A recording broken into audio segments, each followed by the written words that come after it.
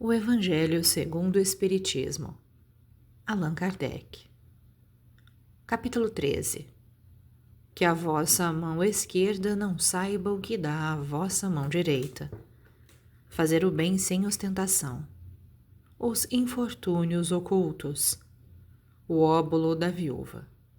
Convidar os pobres e os estropiados. Servir sem esperança de retribuição.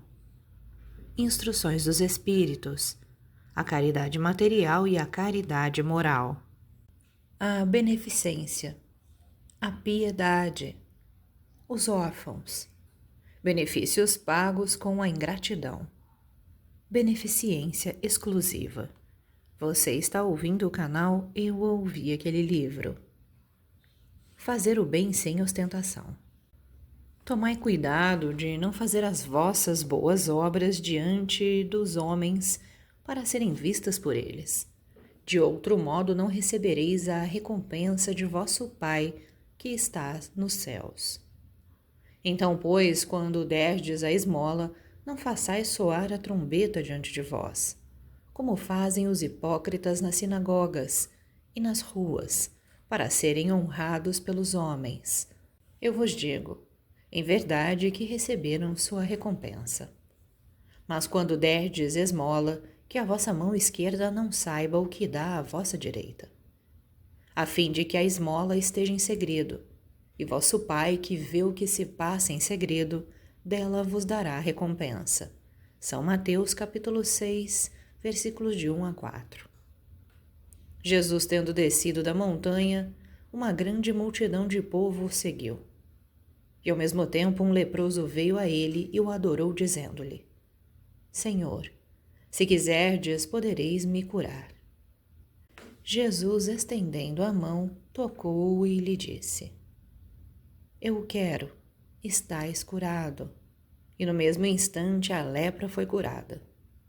Então Jesus lhe disse: Guardai-vos de muito falar disto a alguém, mas ide vos mostrar aos sacerdotes, e oferecei o dom prescrito por Moisés, a fim de que isso lhes sirva de testemunho. São Mateus capítulo 8, versículo de 1 a 4. Fazer o bem sem ostentação é um grande mérito. Ocultar a mão que dá é ainda mais meritório. É o sinal incontestável de uma grande superioridade moral, porque para ver as coisas de mais alto do que o vulgo, é preciso fazer abstração da vida presente e se identificar com a vida futura. É preciso, numa palavra, se colocar acima da humanidade para renunciar à satisfação que proporciona o testemunho dos homens e esperar a aprovação de Deus. Aquele que estima a aprovação dos homens mais do que a Deus, prova que tem mais fé nos homens do que em Deus, e que a vida presente é mais para ele do que a vida futura, ou mesmo que não crê na vida futura. Se diz ao contrário, age como se não cresce no que diz. Quantos há que não prestam um serviço senão com a esperança de que o beneficiário irá gritar o benefício sobre os telhados, que na claridade darão uma grande soma, e na sombra não dariam uma moeda. Por isso Jesus disse: aqueles que fazem o bem com ostentação já receberam a sua recompensa. Com efeito, aquele que procura sua glorificação sobre a terra pelo bem que fez, já pagou a si mesmo. Deus não lhe deve mais nada. Não lhe resta receber senão a punição do seu orgulho. Que a mão esquerda não saiba o que dá a mão direita. É uma figura que caracteriza admiravelmente a beneficência modesta. Mas se há a modéstia real, há também a modéstia simulada, o simulacro da modéstia. Há pessoas que escondem a mão que dá, tendo o cuidado de lhe mostrar um pedaço, olhando se alguém não a viu esconder. Indigna paródia das máximas do Cristo. Se os benfeitores orgulhosos são depreciados entre os homens, que será deles, pois, perto de Deus? Estes também receberam sua recompensa sobre a terra. Foram vistos, estão satisfeitos de terem sido vistos. É tudo o que terão. Qual será, pois, a recompensa daquele que faz pesar seus benefícios sobre o beneficiado, que lhe impõe de alguma sorte testemunhos de reconhecimento, lhe faz sentir sua posição em exaltando o preço dos sacrifícios que se impôs por ele? Oh, para este não há nem a recompensa terrestre, porque será privado da doce satisfação de ouvir abençoar seu nome. E aí está um primeiro castigo do seu orgulho. As lágrimas que sequem proveito da sua vaidade, em lugar de subirem ao céu, recairão sobre o coração do aflito e o ulceraram. O bem que faz é sem proveito para si, uma vez que o censura, porque todo benefício censurado é uma moeda falsa e sem valor. A beneficência sem ostentação tem um duplo mérito. Além da caridade material, é a caridade moral. Ela poupa a suscetibilidade do beneficiado e o faz aceitar o benefício sem que seu amor próprio sofra com isso, e salvaguardando a sua dignidade de homem, porque tal aceitará um serviço, mas não receberá uma esmola. Ora, converter um serviço em esmola pela maneira que é prestado é humilhar aquele que o recebe. E há sempre orgulho e maldade em humilhar alguém. A verdadeira caridade, ao contrário, é delicada e engenhosa para dissimular o benefício, evitando até as menores aparências ofensivas, porque toda ofensa moral aumenta o sofrimento que nasce da necessidade. Ela sabe encontrar palavras doces e afáveis que colocam o beneficiado à vontade em face do benfeitor, ao passo que a caridade orgulhosa o esmaga. O sublime da verdadeira generosidade é quando o benfeitor, mudando de papel, encontra o meio de parecer ele mesmo beneficiado em face daquele a quem presta serviço. Eis o que querem dizer estas palavras: que a mão esquerda não saiba o que dá a mão direita. Os infortúnios ocultos. Nas grandes calamidades, a caridade se manifesta, e se vêem generosos impulsos para reparar os desastres. Mas, ao lado desses desastres gerais, há milhares de desastres particulares que passam despercebidos, de pessoas que jazem sobre um catre sem se lamentarem. São a esses infortúnios discretos e ocultos que a verdadeira generosidade sabe ir descobrir, sem esperar que eles venham pedir assistência. Quem é esta mulher de ar distinto, vestida de maneira simples, mas cuidada, seguida de uma jovem vestida também modestamente? Entra numa casa de sórdida aparência onde é conhecida, sem dúvida, porque à porta a saúdam com respeito. Onde vai ela? Sobe até a mansarda. Lá mora uma mãe de família cercada de filhos pequenos. À sua chegada, a alegria brilha nesses semblantes emagrecidos. É que ela vem acalmar todas essas dores. Traz o necessário temperado com doces e consoladoras palavras, que fazem aceitar o benefício sem corar, porque esses infortunados não são mendigos profissionais. O pai está no hospital, e durante esse tempo a mãe não pode bastar às necessidades. Graças a ela, essas pobres crianças não suportarão nem o frio, nem a fome. Irão à escola agasalhadas, e o seio da mãe não secará para as criancinhas. Se há um doente entre eles, nenhum cuidado material a repugnará. De lá ela se dirige ao hospital, para levar ao pai algum consolo e o tranquilizar sobre a sorte da família. No canto da rua espera uma viatura, verdadeira loja de tudo o que leva aos seus protegidos, que visita assim sucessivamente. Não lhes pergunta nem sua crença, nem sua opinião, porque para ela todos os homens são irmãos e filhos de Deus. Terminada a excursão, ela se diz: comecei bem o meu dia. Qual é seu nome? Onde mora? Ninguém o sabe. Para os infelizes é um nome que não revela nada, mas é o anjo de consolação. E à noite uma sinfonia de bênção se eleva para ela até o Criador. Católicos, judeus, protestantes, todos a bendizem. Por que ela se veste de maneira tão simples? É que não quer insultar a miséria com o seu luxo. Por que se faz acompanhar da filha adolescente? É para lhe ensinar como se deve praticar a beneficência. Sua filha também quer fazer a caridade, mas sua mãe lhe diz: que podes dar, minha criança, uma vez que nada tens de ti? Se eu te entregar alguma coisa para a passar aos outros, que mérito terás? Em realidade, eu é que faria caridade, e tu que dela terás o mérito. Isso não é justo. Quando vamos visitar os enfermos, tu me ajudas a cuidar deles. Ora, dar cuidados é dar alguma coisa. Isso não parece suficiente?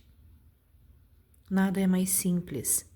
Aprende a fazer obras úteis, e tu confeccionarás roupas para essas criancinhas. Deste modo, darás alguma coisa vinda de ti. É assim que essa mãe verdadeiramente cristã forma sua filha na prática das virtudes ensinadas pelo Cristo. É espírita? Que importa? No seu lar é a mulher do mundo, porque a sua posição o exige, mas se ignora o que ela faz, porque não quer outra aprovação senão a de Deus e da sua consciência. Um dia, porém, uma circunstância imprevista conduziu até ela uma das suas protegidas, que lhe produzia obras. Esta a reconheceu e quis abençoar a sua benfeitora. Silêncio, disse-lhe. Não o digas a ninguém. Assim falava Jesus. O óbolo da viúva. Jesus, estando sentado defronte da caixa de esmolas, considerava de que maneira o povo nela tirava o dinheiro, e que várias pessoas ricas tinham colocado muito. Veio também uma pobre viúva que nela colocou somente 2 pequenas moedas, do valor de 1/4 de vintém. Então Jesus, tendo chamado seus discípulos, lhes disse: Eu vos digo em verdade, esta pobre viúva deu mais do que todos aqueles que colocaram na caixa de esmola. Porque todos os outros deram de sua abundância, mas esta deu de sua indigência. Tudo mesmo o que tinha e tudo o que lhe restava para viver. São Marcos, capítulo 12, versículos 41 a 44. São Lucas, capítulo 21, versículos 1 a 4. Muitas pessoas lamentam não poderem fazer tanto bem quanto gostariam, por falta de recursos suficientes, e se desejam a fortuna, dizem elas, para dela fazerem um bom uso. A intenção é louvável, sem dúvida, e pode ser muito sincera em alguns, mas é bem certo que seja em todos completamente desinteressada? Não há delas que, desejando mesmo fazer o bem aos outros, estariam bem contentes em começar por o fazer a si mesmas? De se darem algumas alegrias a mais, de se proporcionarem um pouco do supérfluo que lhes falta, sob a condição de darem o resto aos pobres?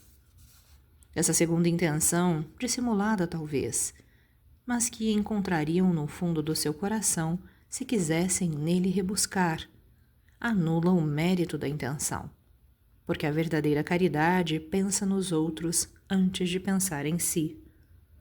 O sublime da caridade, nesse caso, seria procurar no seu próprio trabalho, pelo emprego de suas forças, de sua inteligência, de seus talentos, os recursos que lhe faltam para realizar suas intenções generosas. Aí estaria o sacrifício mais agradável ao Senhor. Infelizmente, a maioria sonha com meios mais fáceis de se enriquecer.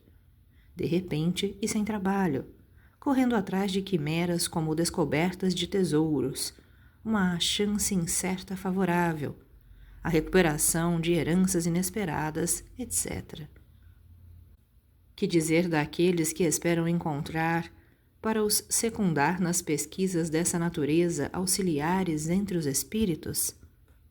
Seguramente, eles não conhecem nem compreendem o objetivo sagrado do Espiritismo, e ainda menos a missão dos espíritos, aos quais Deus permite se comunicarem com os homens. Também nisso são punidos pelas decepções. O Livro dos Médiuns, número 294 e 295. Aqueles cuja intenção é pura de toda ideia pessoal devem se consolar de sua impossibilidade em fazer tanto bem quanto gostariam, pelo pensamento de que o óbolo do pobre, que dá se privando, pesa mais na balança de Deus do que o ouro do rico, que dá sem se privar de nada. A satisfação seria grande, sem dúvida, em poder largamente socorrer a indigência. Mas se ela é negada, é preciso se submeter e se limitar a fazer o que se pode. Aliás, não é senão com o ouro que se podem secar as lágrimas, e é preciso ficar inativo por não o possuir?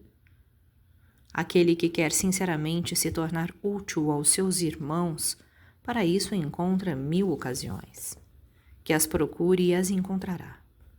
Se não for de uma maneira, será de outra, porque não há ninguém, tendo o livre gozo de suas faculdades, que não possa prestar um serviço qualquer, dar uma consolação, abrandar um sofrimento físico ou moral, fazer uma tentativa útil.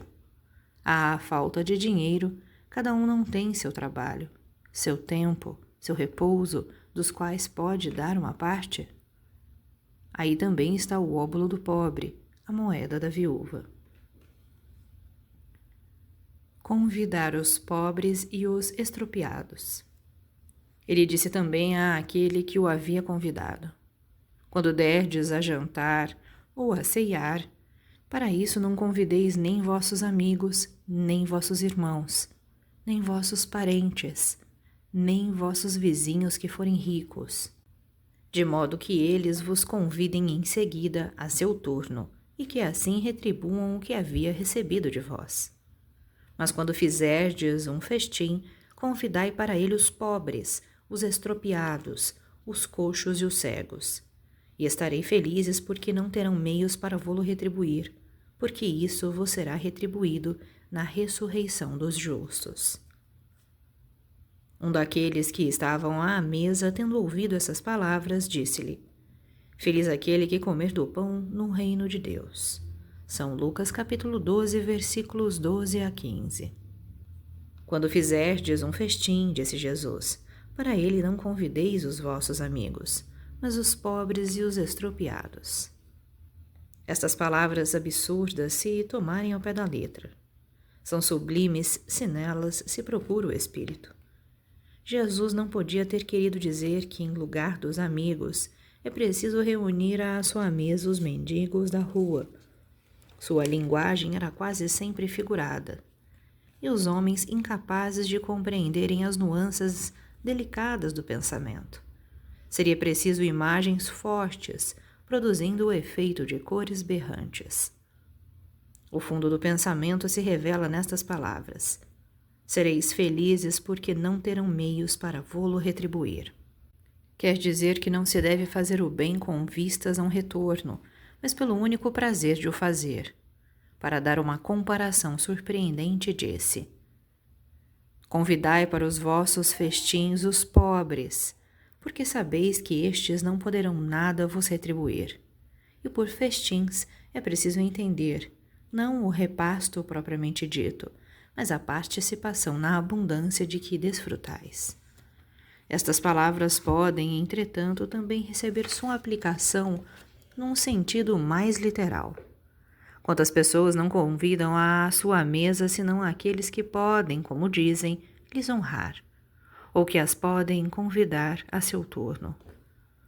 Outras, ao contrário, encontram satisfação em receber aqueles de seus parentes ou amigos, que são menos felizes. Ora, quem é que não os possui entre os seus? É por vezes prestar-lhe um grande serviço sem o aparentar. Estes, sem irem recrutar os cegos e os estropiados, praticam a máxima de Jesus. Se o fazem por benevolência, sem ostentação, e se sabem dissimular o benefício por uma sincera cordialidade. Instruções dos Espíritos: a caridade material e a caridade moral.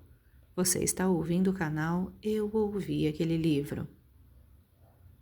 Amemo-nos uns aos outros e façamos a outrem o que quereríamos que nos fosse feito. Toda a religião, toda a moral se encontram encerradas nestes dois preceitos. Se fossem seguidos nesse mundo, seríeis todos perfeitos. Nada mais de ódio, de divergência. Direi mais ainda, nada mais de pobreza, porque do supérfluo da mesa de cada rico, muitos pobres se alimentariam. E não veríeis mais, nos sombrios bairros que habitei, durante a minha última encarnação, pobres mulheres arrastando consigo miseráveis crianças necessitadas de tudo. Ricos, pensai um pouco nisso. Ajudai com o que tendes de melhor os infelizes. Dai, porque Deus vos retribuirá um dia o bem que houverdes feito. Para que encontreis, ao sair do vosso envoltório terrestre, um cortejo de espíritos reconhecidos que vos receberão no limiar de um mundo mais feliz. Se pudesseis saber a alegria que experimentei em reencontrar aqui aqueles a quem pude beneficiar em minha última vida. Amai, pois, o vosso próximo. O amai como a vós mesmos, porque o sabeis agora. Esse infeliz que repelis talvez seja um irmão, um pai, um amigo que afastais para longe de vós. E então qual será o vosso desespero em o reconhecendo no mundo dos espíritos? Desejo que compreendais bem o que pode ser a caridade moral, a que cada um pode praticar, a que nada custa materialmente, e, entretanto, a que é mais difícil de se pôr em prática. A caridade moral consiste em se suportar uns aos outros, e é o que menos fazeis, nesse mundo inferior onde estáis encarnados no momento. Há um grande mérito, crede-me, em saber se calar para deixar falar o mais tolo. E ainda aí está um gênero de caridade. Saber ser surdo quando uma palavra de zombaria escapa de uma boca habituada a escarnecer. Não ver o sorriso de desdém que acolhe a vossa entrada entre pessoas que frequentemente, erradamente, se creem acima de vós. Enquanto que na vida espírita, a única real, estão algumas vezes bem longe disso. Eis um mérito, não de humildade, mas de caridade, porque não anotar os erros de outrem é caridade moral. Entretanto, essa caridade não deve impedir a outra. Mas pensai sobretudo em não menosprezar o vosso semelhante. Lembrai-vos de tudo o que vos tenho dito. É preciso lembrar sem cessar que no pobre rejeitado talvez repilais um espírito que vos foi caro e que se encontra momentaneamente em posição inferior à vossa. Eu revi um dos pobres da vossa terra que pude, por felicidade, beneficiar algumas vezes, e a quem me cabe agora implorar a meu turno. Recordai-vos de que Jesus disse que somos irmãos, e pensai sempre nisso antes de repelir o leproso ou o mendigo. Adeus. Pensai naqueles que sofrem e orai. Irmã Rosália, Paris, 1860. Meus amigos, ouvi vários de vós dizerem para si mesmos: como posso fazer a caridade? Frequentemente não tenho mesmo o necessário. A caridade, meus amigos, se faz de muitas maneiras. Podeis fazer a caridade em pensamentos, em palavras e em ações. Em pensamentos, orando pelos pobres abandonados que morreram sem ter podido mesmo ver a luz. Uma prece do coração os alivia. Em palavras, dirigindo aos vossos companheiros de todos os dias alguns bons conselhos. Dizei aos homens irritados pelo desespero, pelas privações, e que blasfemam o nome do Altíssimo: eu era como vós, eu sofria, era infeliz, mas acreditei no Espiritismo. E vede, sou feliz agora. Aos velhos que vos dirão: é inútil, estou no fim do meu caminho, morrerei como vivi. Dizei a estes: Deus tem para nós todos uma justiça igual. Lembrai-vos dos trabalhadores da última hora. As crianças que, já viciadas por suas companhias, vão vagar pelos caminhos, prestes a sucumbirem sob as más tentações, dizei-lhes: Deus vos vê, meus caros pequenos, e não temais em lhes repetir frequentemente essa doce palavra. Ela acabará por germinar na sua jovem inteligência, e em lugar de pequenos vagabundos, tereis feito homens. Está ainda aí uma caridade. Vários dentre vós dizem também: ora essa, somos tão numerosos sobre a terra que Deus não pode nos ver a todos. Escutai bem isto, meus amigos. Quando estais sobre o cume de uma montanha, vosso olhar não abarca milhões de grãos de areia que cobrem essa montanha? Pois bem, Deus vos vê da mesma forma. Ele vos deixa o livre-arbítrio, como deixais esses grãos de areia irem ao capricho do vento que os dispersa. Somente que Deus, em sua misericórdia infinita, colocou, no fundo do vosso coração, uma sentinela vigilante que se chama consciência. Escutai-a. Ela não vos dará senão bons conselhos. Às vezes vós a entorpeceis lhe opondo o espírito do mal. Ela se cala então. Mas estejais seguros de que a pobre abandonada se fará ouvir logo que lhe tiverdes deixado perceber a sombra do remorso. Escutai-a, interrogai-a, e frequentemente vos consolareis com o conselho que dela tiverdes recebido. Meus amigos, a cada regimento novo o general fornece uma bandeira. Eu vos dou, esta máxima do Cristo: amai-vos uns aos outros. Praticai esta máxima, reuni-vos todos ao redor deste estandarte, e dele recebereis a felicidade e a consolação. Um Espírito Protetor, Lyon, 1860. A beneficência. A beneficência, meus amigos, vos dará nesse mundo as mais puras e as mais doces alegrias. As alegrias do coração que não são perturbadas nem pelo remorso, nem pela indiferença. Oh, pudesseis compreender tudo o que encerra de grande e de suave a generosidade das belas almas. Esse sentimento que faz com que se olhe a outrem com o mesmo olhar com o qual se olha a si mesmo, que se desnude com alegria para vestir seu irmão. Pudesseis, meus amigos, não ter mais doce ocupação que a de fazer os outros felizes. Quais são as festas do mundo que poderíeis comparar a essas festas alegres, quando, representantes da divindade, entregais a alegria a essas pobres famílias, que não conhecem da vida senão as vicissitudes e as amarguras? Quando vedes de súbito esses semblantes descorados se iluminarem de esperança, porque não tinham pão, esses infelizes e suas crianças, ignorando que viver é sofrer, gritavam, choravam e repetiam estas palavras que penetravam como um agudo punhal no coração materno: eu tenho fome. Oh, compreendei quanto são deliciosas as impressões daquele que vê renascer a alegria, onde um instante antes não via senão desespero. Compreendei quais são as vossas obrigações para com os vossos irmãos.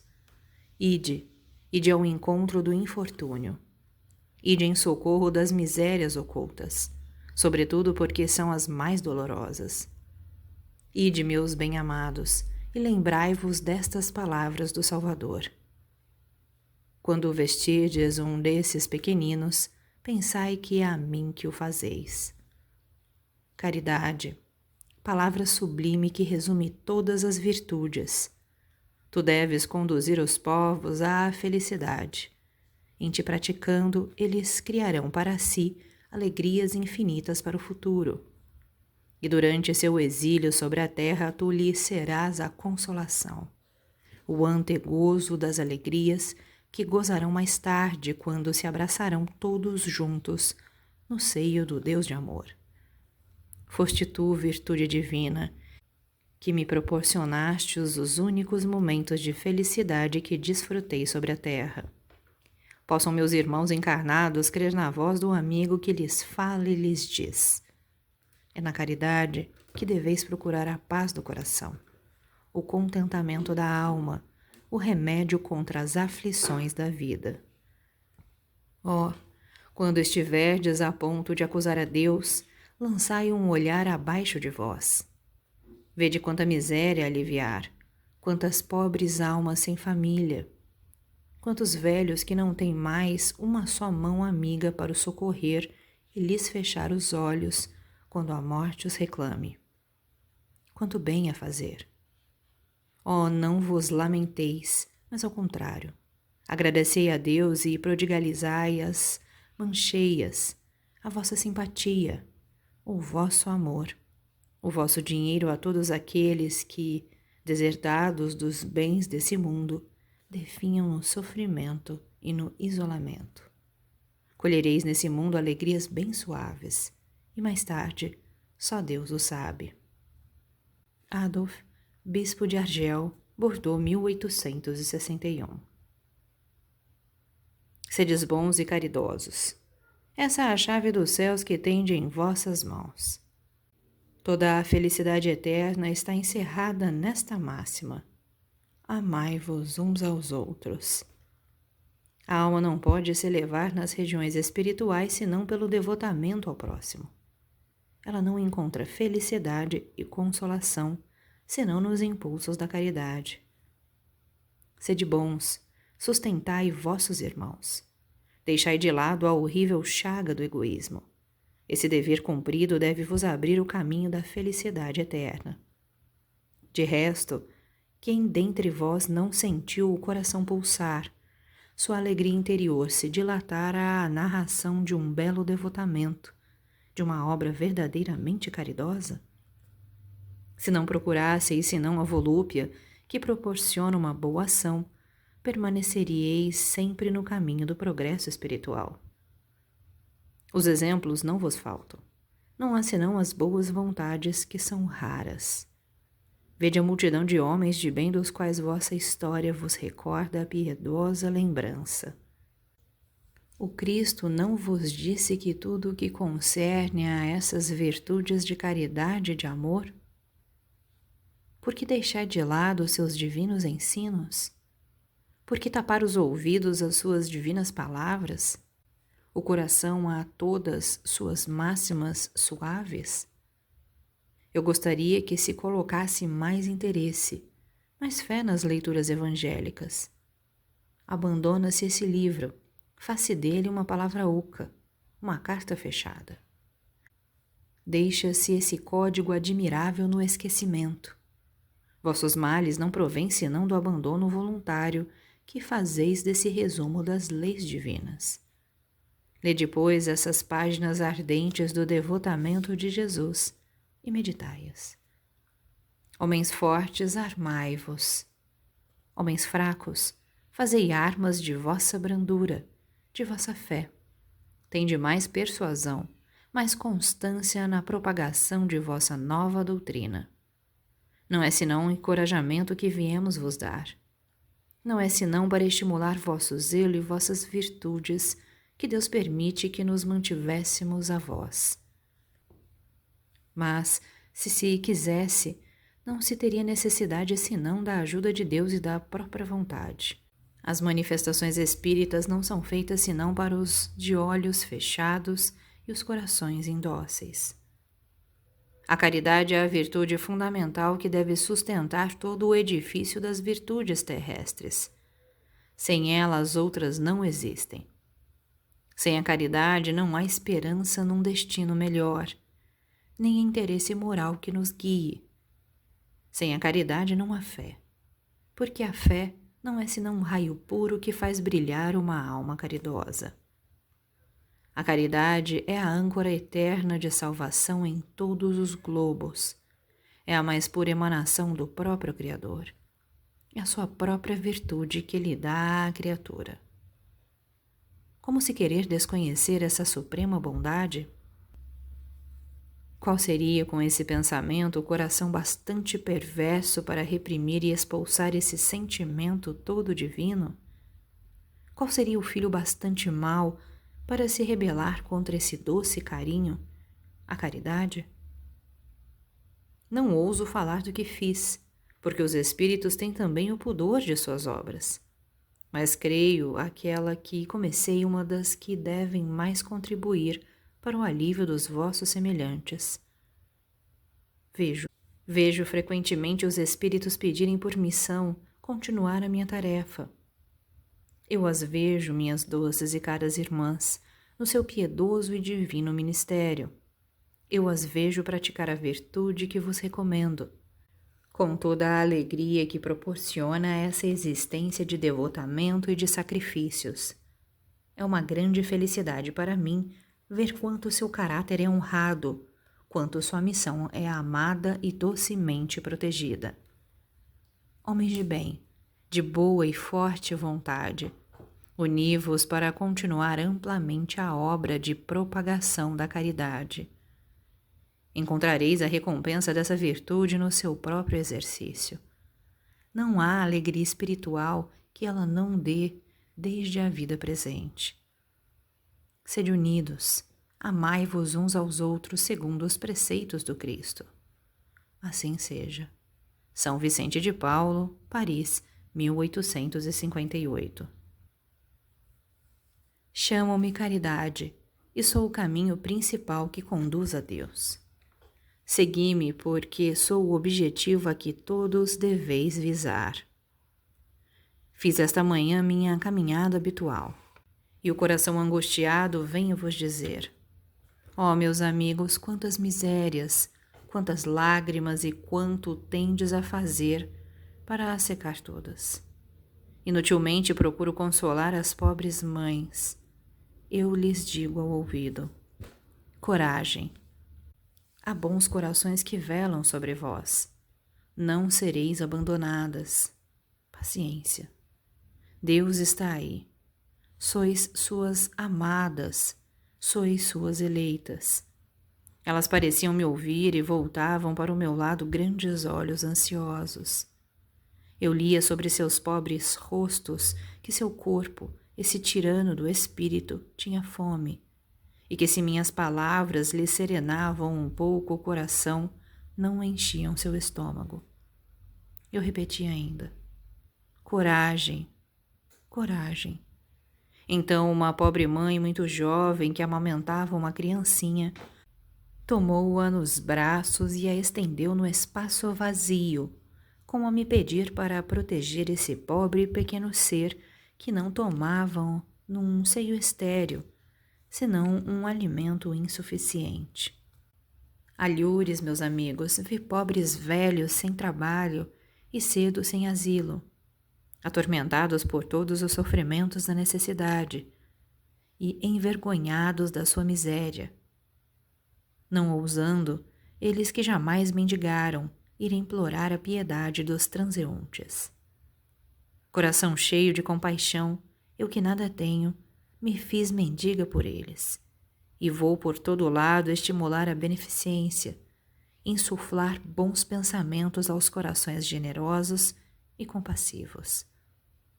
Por isso venho a vós, meus amigos, e vos digo: lá embaixo há infelizes cuja maceira está sem pão, a lareira sem fogo e o leito sem cobertor. Não vos digo o que deveis fazer. deixo essa iniciativa aos vossos bons corações. Se vos ditasse a vossa linha de conduta, não teríeis o mérito de vossa boa ação. Eu vos digo somente, sou a caridade, e vos estendo a mão pelos vossos irmãos sofredores. Mas se peço, também dou, e dou muito. Vos convido para um grande banquete, e vos forneço a árvore onde vos saciareis. Vede como é bela, como está carregada de flores e de frutos. Ide, ide, colhei, apanhai todos os frutos dessa bela árvore que se chama beneficência. Em lugar dos ramos que houverdes tirado, fixarei todas as boas ações que fizestes, e levarei essa árvore a Deus para que a carregue de novo, porque a beneficência é inesgotável. Segui-me, pois, meus amigos, a fim de que vos conte entre os que se alistam sob a minha bandeira. Sede sem medo, eu vos conduzirei no caminho da salvação, porque eu sou a caridade. Caritas, martirizada em Roma, Lyon, 1861. Há várias maneiras de se fazer a caridade, que muitos dentre vós confundem com a esmola. Há, todavia, uma grande diferença. A esmola, meus amigos, é algumas vezes útil porque alivia os pobres, mas quase sempre é humilhante para aquele que a faz e para aquele que a recebe. A caridade, ao contrário, liga o benfeitor e o beneficiado, e depois se disfarça de tantas maneiras. Pode-se ser caridoso mesmo com seus parentes, com seus amigos, sendo indulgentes um para com os outros, em se perdoando suas fraquezas, em tendo cuidado para não ferir o amor próprio de ninguém. Para vós, espíritas, em vossa maneira de agir para com aqueles que não pensam como vós, em conduzindo os menos esclarecidos a crerem, e isso sem os chocar, sem contradizer as suas convicções, mas os conduzindo muito suavemente às nossas reuniões, onde poderão nos ouvir e onde saberemos encontrar a brecha do coração por onde devemos penetrar. Eis um aspecto da caridade. Escutai agora a caridade para com os pobres, esses deserdados do mundo, mas recompensados por Deus, se sabem aceitar as suas misérias sem murmurar, o que depende de vós. Vou me fazer compreender por um exemplo. Vejo várias vezes na semana uma reunião de senhoras de todas as idades. Para nós, vós o sabeis, são todas irmãs. Que fazem elas, pois? Trabalham depressa, depressa. Os dedos são ágeis. Vede também como os rostos são radiosos e como os corações batem em uníssono. Mas qual é o seu objetivo? É que elas vêm se aproximar o inverno que será rude para os lares pobres. As formigas não puderam amontoar durante o verão os grãos necessários à provisão, e a maior parte dos seus pertences está empenhada. As pobres mães se inquietam e choram pensando nas criancinhas que neste inverno terão frio e fome. Mas paciência, pobres mulheres. Deus inspirou as mulheres mais afortunadas do que vós. Elas estão reunidas e vos confeccionam roupinhas. Depois, num desses dias, quando a neve tiver coberto a terra e que murmurardes dizendo: Deus não é justo, porque é a vossa palavra habitual, a vós que sofreis. Então vereis aparecer um dos filhos dessas boas trabalhadoras que se constituíram em operárias dos pobres. Sim, é para vós que elas trabalham assim. E vossa murmuração se mudará em bênçãos, porque no coração dos infelizes o amor segue, de bem perto, o ódio. Como é preciso a todas essas trabalhadoras um encorajamento, vejo as comunicações dos bons espíritos lhes chegar de todas as partes. Os homens que fazem parte dessa sociedade trazem também seu concurso, fazendo uma dessas leituras que agradam tanto. E nós, para recompensar o zelo de todos e de cada um em particular, prometemos a essas operárias laboriosas uma boa clientela que lhes pagará, dinheiro contado em bênçãos, única moeda que tem curso no céu, lhes assegurando, por outro lado, e sem medo de muito avançarmos, que ela não lhes faltará. Caritas, Lyon, 1861. Meus caros amigos, cada dia ouço entre vós dizerem: sou pobre, não posso fazer a caridade. E cada dia vejo que faltais com a indulgência para com os vossos semelhantes. Não lhes perdoais nada, e vos erigis em juízes, frequentemente severos, sem vos perguntar se estaríeis satisfeitos que fizessem o mesmo a vosso respeito. A indulgência não é também a caridade? Vós que não podeis fazer senão a caridade indulgente, fazei-a ao menos, mas fazei-a largamente. Para o que é da caridade material, quero vos contar uma história do outro mundo. 2 homens vieram a morrer. Deus havia dito: enquanto esses 2 homens viverem, serão colocadas em um saco cada uma das suas boas ações, e na sua morte serão pesados esses sacos. Quando esses 2 homens chegaram à sua hora derradeira, Deus fez trazer os 2 sacos. Um estava gordo, grande, bem cheio, ressonando um metal que o enchia. O outro era muito pequeno e tão fino que se via através dele as raras moedas que continha. E cada um desses homens reconheceu seu saco. Eis o meu, disse o primeiro. Eu o reconheço. Fui rico e dei muito. Eis o meu, disse o outro. Sempre fui pobre. Eu não tinha quase nada a partilhar. Mas, ó surpresa, os 2 sacos colocados na balança, o mais gordo tornou-se leve e o pequeno se fez pesado, tanto que dominou em muito o outro lado da balança. Então Deus disse ao rico: deste muito, é verdade, mas deste por ostentação, e para ver o teu nome figurar em todos os templos do orgulho. E além disso, dando, não te privaste de nada. Vai para a esquerda e estejas satisfeito de que a esmola te seja contada, ainda por alguma pequena coisa. Depois disse ao pobre: deste bem pouco tu, meu amigo, mas cada uma das moedas que estão nesta balança representa uma privação para ti. Se não deste esmola, fizeste a caridade, e o que há de melhor, fizeste a caridade naturalmente, sem pensar que te seria levada em conta. Foste indulgente, não julgaste o teu semelhante. Ao contrário, desculpaste todas as suas ações. Passa à direita e vai receber a tua recompensa. No Espírito Protetor, Lyon, 1861.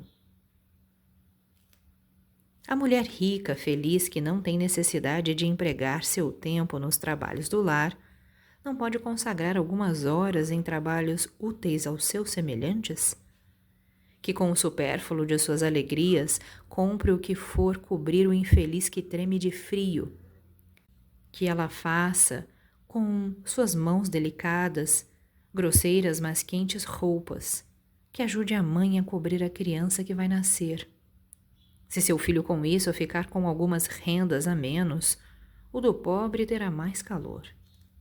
Trabalhar para os pobres é trabalhar na vinha do Senhor.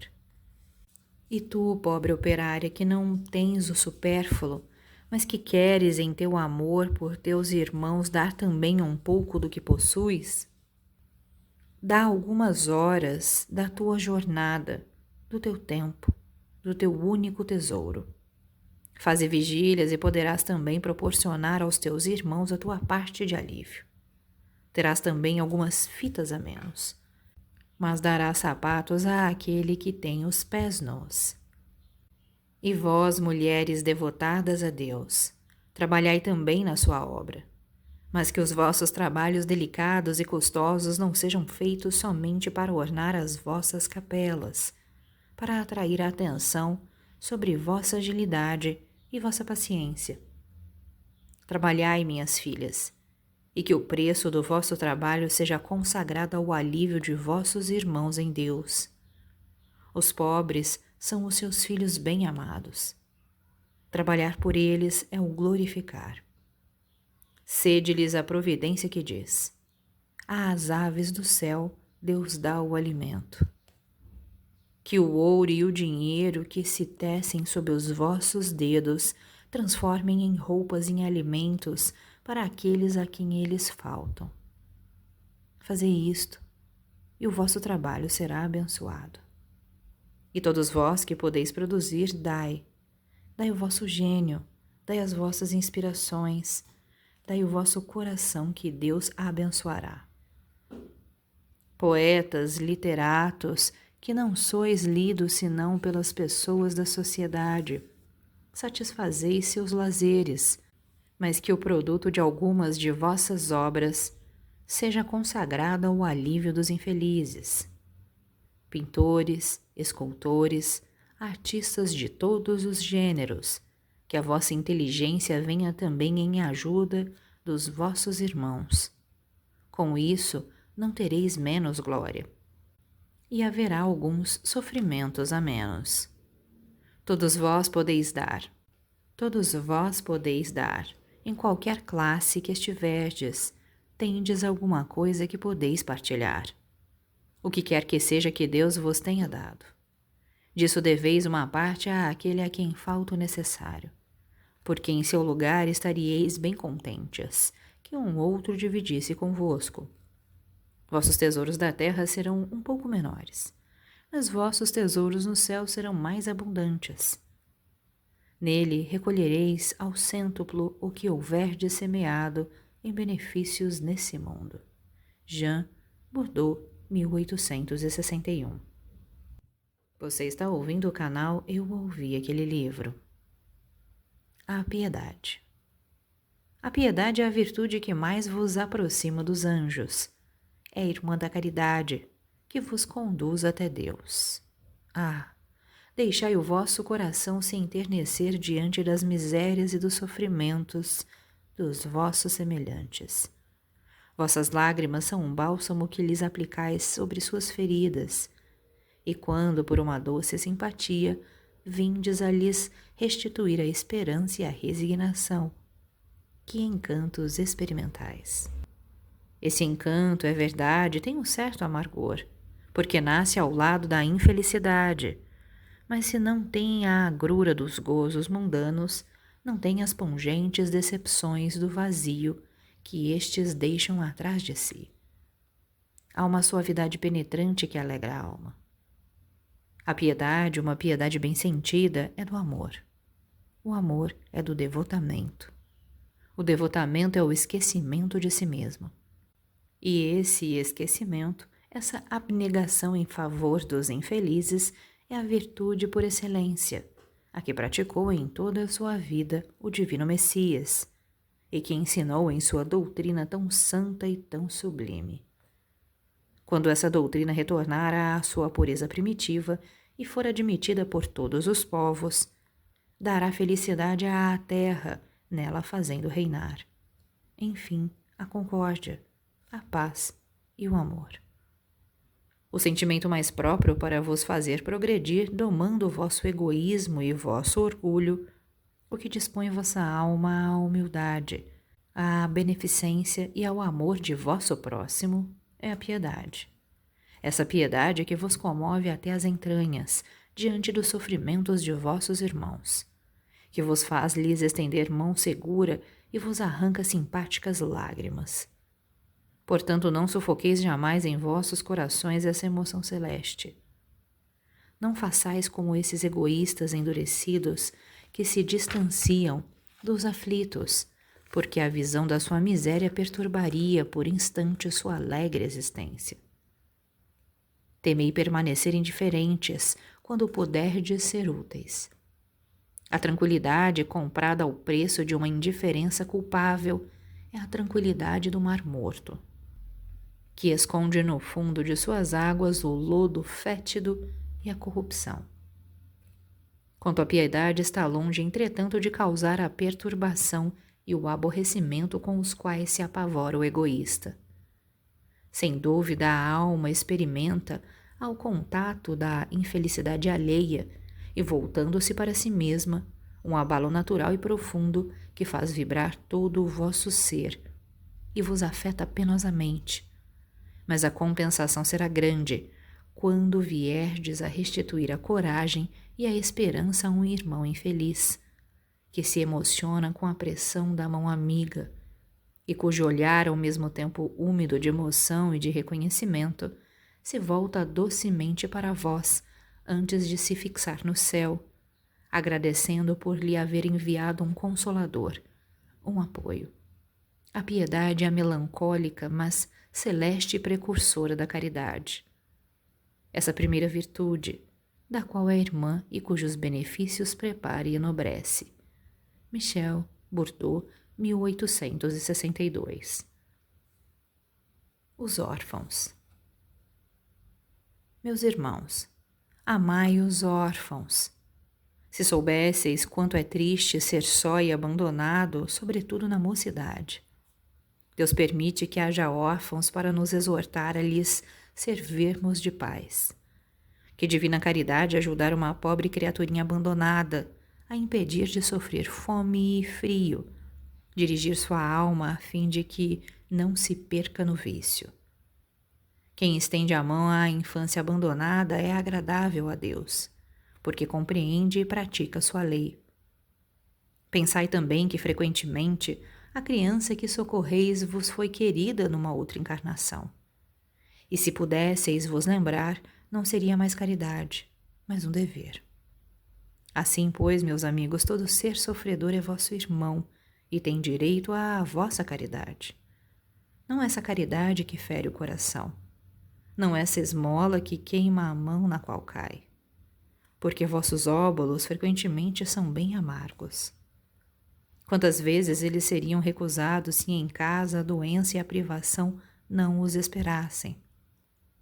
Dai delicadamente, acrescentai ao benefício mais precioso de todos, uma boa palavra, uma carícia, um sorriso amigo. Evitai esse ar de proteção que fere de novo o coração que sangra, e pensai que fazendo o bem trabalhais para vós e para os vossos. Um espírito familiar, Paris, 1860. Benefícios pagos com a ingratidão. Que pensar das pessoas que, tendo seus benefícios sido pagos com a ingratidão, não fazem mais o bem com medo de reencontrar ingratos? Essas pessoas têm mais de egoísmo do que de caridade, porque não fazer o bem senão para dele receber sinais de reconhecimento. É não o fazer com desinteresse, e o benefício desinteressado é o único agradável a Deus. É também do orgulho, porque se comprazem na humildade do beneficiado que vem depositar seu reconhecimento aos seus pés. Aquele que procura sobre a terra a recompensa do bem que faz, não a receberá no céu. Mas Deus terá em conta aquele que não a procura na terra. É preciso sempre ajudar os fracos, mesmo sabendo de antemão que aqueles a quem se faz o bem não estarão contentes. Sabei que se aquele a quem prestais serviço esquece o benefício, Deus vos o terá mais em conta do que se estivesseis já recompensados pelo reconhecimento do vosso beneficiado. Deus permite que sejais pagos, por vezes, com a ingratidão, para experimentar a vossa perseverança em fazer o bem. E sabeis, aliás, se esse benefício esquecido no momento não dará mais tarde bons frutos? Estejais certos, ao contrário, de que é uma semente que germinará com o tempo. Infelizmente não vedes sempre senão o presente. Trabalhai para vós, e não tendo em vista os outros. Os benefícios acabam por abrandar os corações mais endurecidos. Eles podem ser menosprezados nesse mundo, mas quando o espírito se desembaraçar de seu envoltório carnal, se lembrará, e essa lembrança será seu castigo. Então lamentará sua ingratidão e quererá reparar sua falta, pagar sua dívida noutra existência, frequentemente aceitando mesmo uma vida de devotamento para com o seu benfeitor. É assim que, sem disso suspeitardes, tereis contribuído para seu adiantamento moral, e reconhecereis mais tarde toda a verdade desta máxima. Um benefício jamais se perde, mas tereis também trabalhado para vós, porque tereis o mérito de haver feito o bem com desinteresse e sem vos deixar desencorajar pelas decepções. Ah, meus amigos, se conhecesseis todos os laços que na vida presente vos ligam a vossas existências anteriores, se pudesseis abarcar a multidão das relações que aproximam os seres um dos outros para o progresso mútuo, admiraríeis bem mais ainda a sabedoria e a bondade do Criador, que vos permite reviver para chegar até Ele. Guia Protetor, Sens, 1862. Beneficência exclusiva. A beneficência é bem entendida quando exclusivamente é praticada entre as pessoas de uma mesma opinião e de uma mesma crença ou de um mesmo partido? Não. É sobretudo o espírito de seita e de partido que é preciso abolir, porque todos os homens são irmãos. O verdadeiro cristão não vê senão irmãos nos semelhantes, e antes de socorrer aquele que está na necessidade, não consulta nem sua crença, nem sua opinião, no que quer que seja. Seguiria ele o preceito de Jesus Cristo, que diz para amar mesmo seus inimigos, se repelisse um infeliz por ter este uma outra fé que não a sua? Que o socorra, pois, sem lhe pedir nenhuma conta de sua consciência, porque se é um inimigo da religião, é um meio de lhe a fazer amar. Em o repelindo, se lhe a faria odiar. São Luís, Paris, 1860. Você está ouvindo o canal Eu Ouvi Aquele Livro. Siga-nos no Instagram.